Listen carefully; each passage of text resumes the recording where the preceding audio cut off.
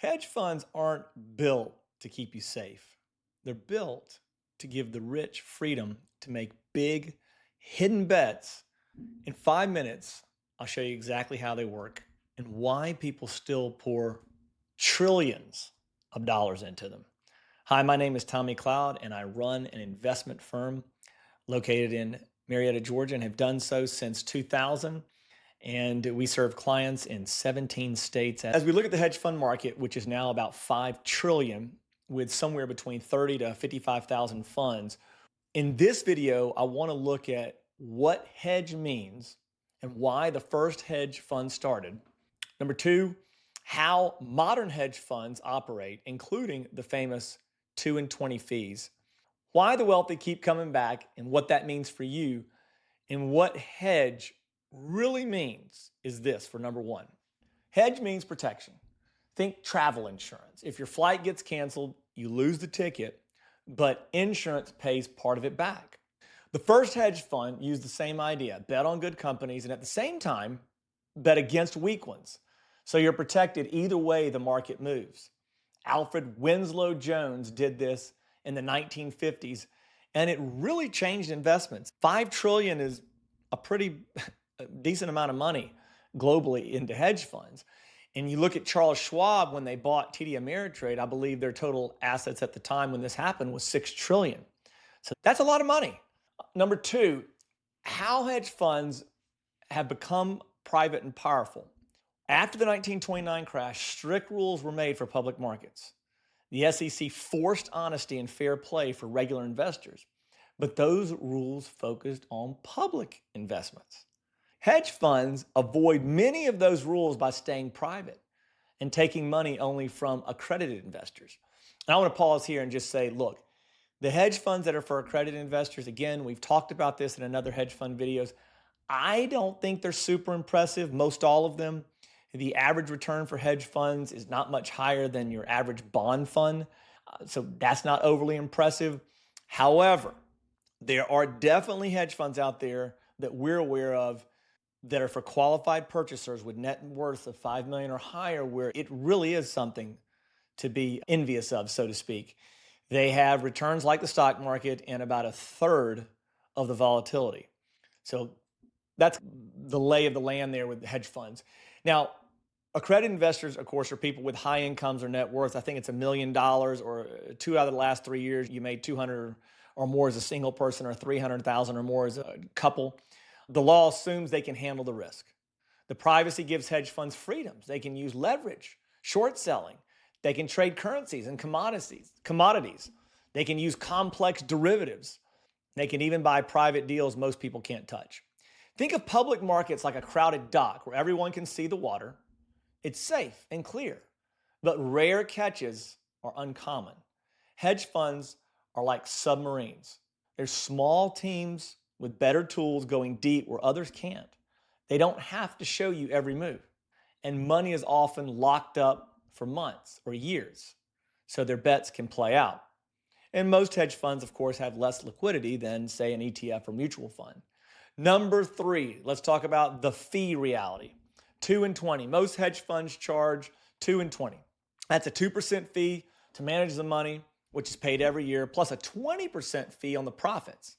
Even if the fund has a rough year, that 2% still gets paid. Some funds use a high watermark, which means they only collect the 20% again after recovering the losses. But the management fee keeps on rolling. It's a great model for managers. For investors, it means you must believe the strategy can beat simple, low-cost options after fees.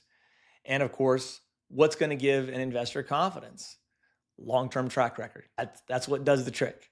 I heard a pastor giving a sermon one time, and he was talking about people, and he was talking about how you want to pick out your spouse. And he said, the number one predictor of what someone's going to do in the future is to look at what they've done in the past.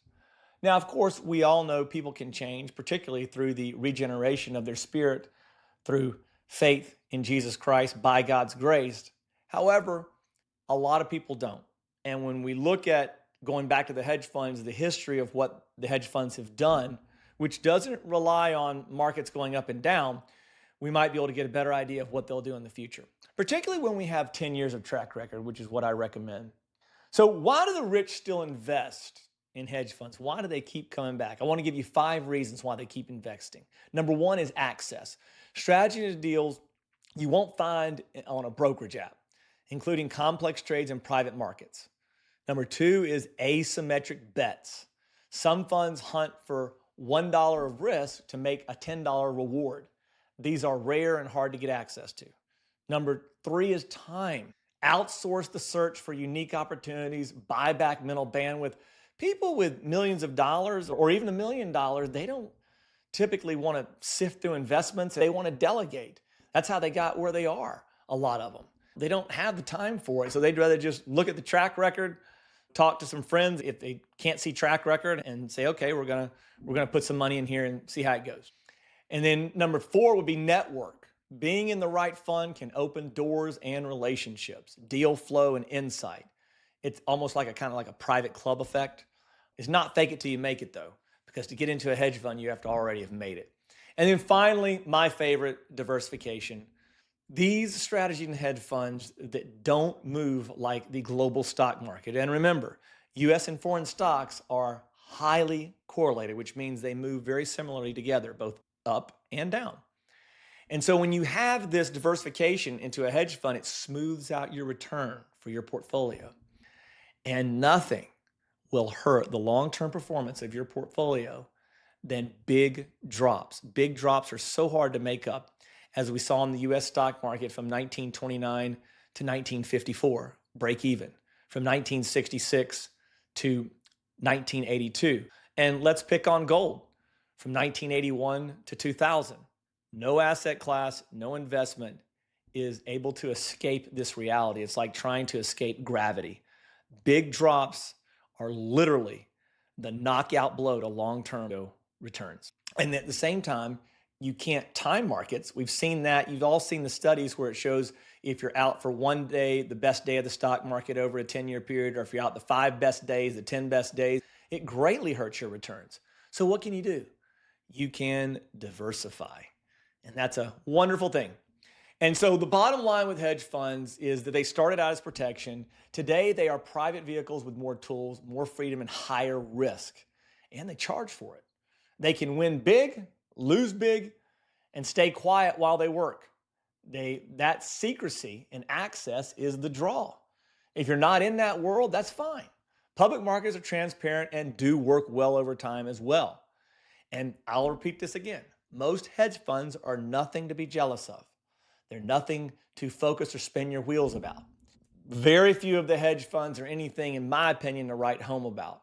Although there wouldn't be 40,000 of them or more if most people, or a lot of people, didn't disagree with me. But definitely of that 30 to 55,000, I would like to see how many of them would meet our criteria for something we would ever recommend to a client. I don't know what that number would be, but I would suspect it would be extraordinarily low.